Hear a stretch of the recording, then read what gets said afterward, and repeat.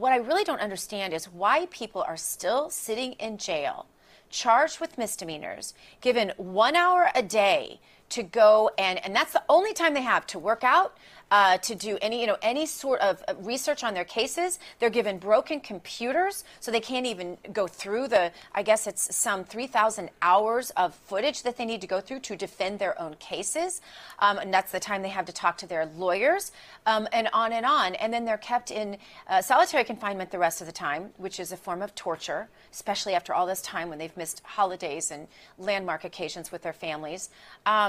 None of this makes sense. How is this happening in America? This sounds like something to me that would happen in Venezuela or someplace like that, not here. Well, these January 6th defendants, for the ones who fought with police, who committed violence against the police or damaged the U.S. Capitol, they should be prosecuted. I try to be fair about that. I'm a prosecutor. Right, but I didn't say anything about that, Francey. I'm talking about the ones held on misdemeanors. Yeah. And if you assault a police officer, you're not held on a misdemeanor, right? Yeah.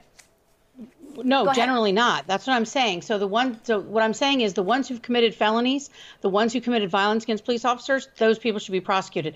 But for those who are being held for misdemeanors, for merely entering or remaining in the Capitol in a place where they're not supposed to be or after they were told to leave, this 5 years ago would have been treated like a traffic ticket. In my U.S. Attorney's office right here in Atlanta, we would have treated that the way you treat someone smoking pot on a federal park. They get a ticket. They pay a fine. They would have never even been arrested, much less held in jail like this.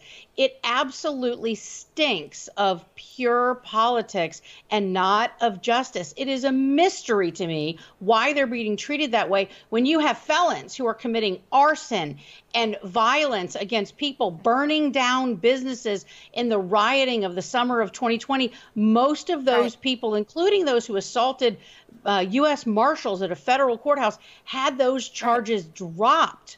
They're not sitting in jail. They weren't even prosecuted. So it does look as though it is completely political, and it is really hard to say people in the United States of America are being held as political prisoners, but I'm not sure what else you can call it, Dr. Gina. I think you're right about that.